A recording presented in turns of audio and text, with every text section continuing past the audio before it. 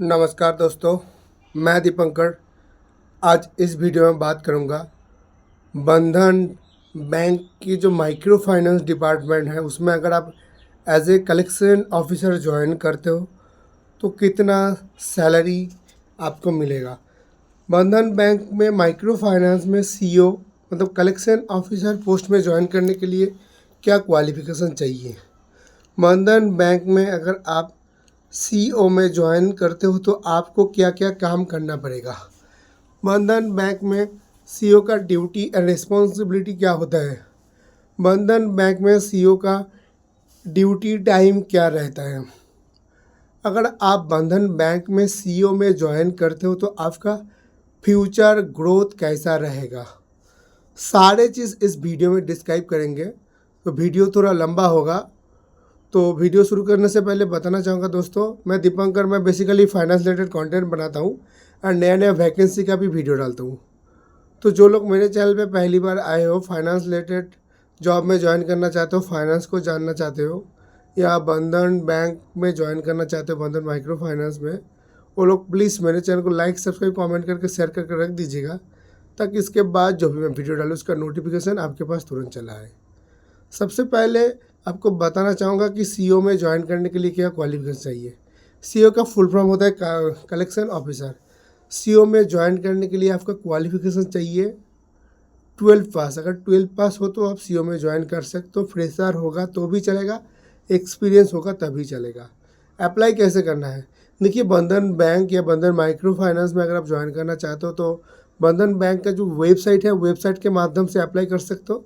नहीं तो आपके इलाका में अगर बंधन बैंक की माइक्रो फाइनेंस का कोई ब्रांचेस है, बंधन बैंक का माइक्रो फाइनेंस का ब्रांचेस है, उसमें आप बायोडाटा जमा कर सकते हो। देखिए, वेबसाइट में अगर आप अप्लाई करेंगे तो उसमें आपका कॉल आने में थोड़ा लेट होगा, लेकिन अगर लोकल ब्रांचेस में जमा करते हैं तो आपका कॉल बहुत जल्दी आने के चांसेस है। उसके बाद आपका अगर कोई भी दोस्त बंधन बैंक के माइक्रो फाइनेंस में काम करता है तो उसका रेफरेंस लेके आप इंटरव्यू का डिटेल्स जान के आप इंटरव्यू देने जा सकते हो या ज्वाइन कर सकते हो। अभी आते हैं duty and responsibility and salary. देखिए, सैलरी की बात कर लेते हैं। थोड़ा सैलरी एज यूजुअल फ्रेशर की कम होता है, एक्सपीरियंस के ज़्यादा होता है। तो बंधन माइक्रो फाइनेंस में एज ए फ्रेशर अगर आप कलेक्शन ऑफिसर में ज्वाइन करते हो तो आपका सीटीसी शुरू हो जाएगा 13,000 से लेकर 18,000 तक। तो बेसिकली आपका सैलरी जो शुरू होगा 12,000 से लेकर 15-16,000 तक इन हैंड मिलेगा। लेकिन कितना आपको मिलेगा ये आपको इंटरव्यू में अटेंड करने के बाद ही पता चलेगा। उसके साथ आपका फ्यूल का पैसा अलग से मिलता है। और मैं आपको बताना चाहूँगा, बंधन माइक्रो फाइनेंस में अगर काम करते हो तो आपको एकोमोडेशन का भी बंदोबस्त कंपनी की तरफ से दिया जाता है। अभी आते हैं ड्यूटी, मतलब काम क्या करना पड़ेगा। देखिए, सीईओ का फुल फॉर्म होता है कलेक्शन ऑफिसर। तो कलेक्शन ऑफिसर का बेसिकली काम होता है फील्ड में जाके कलेक्शन करना।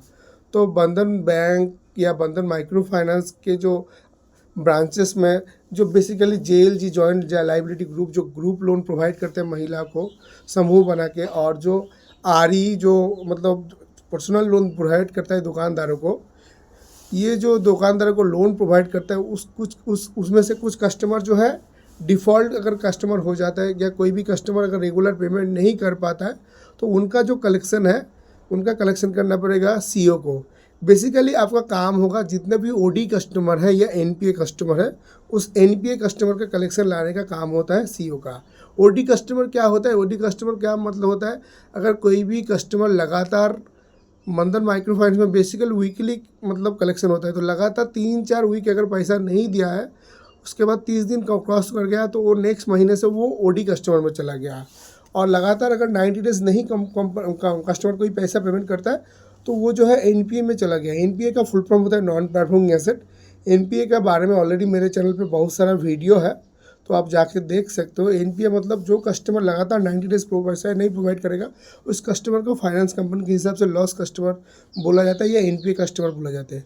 तो एनपीए कस्टमर का जो है पैसा आना मतलब पैसा कलेक्शन करना बहुत ही मुश्किल होता है। तो रेगुलर जो आरओ मतलब रिलेशनशिप ऑफिसर एंड आरई, इनका मार्केट में बहुत सारा काम होता है। इनका काम होता है फील्ड में कस्टमर का जो है रेगुलर कस्टमर को कलेक्शन को ला के डिपॉजिट करना, उसके बाद बहुत सारे कस्टमर को समूह बना के, आरओ का काम होता है समूह बना के लोन बांटना। लोन बांटने के लिए उनका डॉक्यूमेंटेशन कंप्लीट करना पड़ता है। उसके बाद फिर उनका वेरिफिकेशन होता है। जब एलओसी ऑफिसर वेरिफिकेशन करता है उस टाइम भी उनको जाना पड़ता है। तो बहुत सारे काम होता है आरओ एंड आरई का। तो इसीलिए जो है आरओ एंड आरई जो है ओडी कस्टमर को जो है कलेक्शन बहुत ईजी नहीं आता है, तो इतना टाइम नहीं दे पाता है। तो इसीलिए जो है कंपनी ने सीओ कलेक्शन ऑफिसर पोस्ट में हायर करता है, basically OD and NPA collection करने के लिए। इनका ड्यूटी टाइम बात कर लेते हैं। बंधन माइक्रो फाइनेंस में सुबह जैसे ड्यूटी शुरू होता है 7:30 या 8 बजे आपको फील्ड में निकल जाना होगा। फिर आपको पूरे दिन कलेक्शन करना पड़ेगा। जो भी ओडी कस्टमर हो, एनपीए कस्टमर का घर विजिट करना पड़ेगा, बात करके पैसा लाना पड़ेगा। अगर कोई भी कस्टमर पैसा नहीं देता है तो फिर उसका पीटीपी डेट देना पड़ता है। पीटीपी का फुल फॉर्म होता है प्रॉमिस टू पे। तो कोई भी कस्टमर अगर पैसा नहीं देता है तो कस्टमर आपको एक डेट देगा। सपोज़ आप 5 तारीख को गए कस्टमर के पास, कस्टमर ने बोला कि 15 तारीख को मैं मतलब पैसा दूंगा, तो उसको बोला जाता है पीटीपी प्रॉमिस टू पे। तो आपको सिस्टम में अपडेट करना पड़ेगा शायद कि 15 तारीख को भी कस्टमर पेमेंट करेगा। तो कस्टमर से बात करना पड़ेगा। अगर कोई भी कस्टमर पेमेंट नहीं करता है तो किस कारण पेमेंट नहीं कर रहा है। और आपको देखा जाएगा कि आप देखेंगे बहुत सारे कस्टमर बाहर चला गया है। तो मैक्सिमम टाइम क्या होता है ओडी कस्टमर में किसी का घर में तबीयत ख़राब हो गया, कोई बाहर चला गया, तो ऐसे केसेस होता है। तो ये सब केसेस में जो है लंबा टाइम लगता है कलेक्शन के लिए। तो कई बार आपको सुबह जाके कस्टमर के घर बैठना पड़ेगा, 2-3 घंटे बाद पैसा आए। तो बेसिकली ओडी कस्टमर का कलेक्शन करने के लिए आपको जो है लगातार कस्टमर को फॉलोअप करना पड़ेगा, कस्टमर से बात करना पड़ेगा, कस्टमर के घर विजिट करना पड़ेगा। और आरई जो बिज़नेस लोन देना पड़ता है, जो भी बिज़नेस लोन में भी डिफ़ॉल्ट कस्टमर होता है उस कस्टमर का भी कलेक्शन आपको करना पड़ेगा। ड्यूटी टाइम सुबह 7:30-8 बजे से आपको निकल जाना है। फिर आप दोपहर में आके ब्रांच में खाना खा सकते हो। खाना खाने के बाद फिर आपको शाम पे निकल जाना होगा अगर आपका कलेक्शन बाकी है तो। अगर कलेक्शन बाकी नहीं है तो आप नहीं निकल सकते हो। लेकिन बेसिकली आपको जो है सुबह 7:30-8 बजे से लेके शाम 5-6 बजे, कभी ये 7 भी बज सकता है, ऐसे तक टाइम तक आपको काम करना पड़ेगा।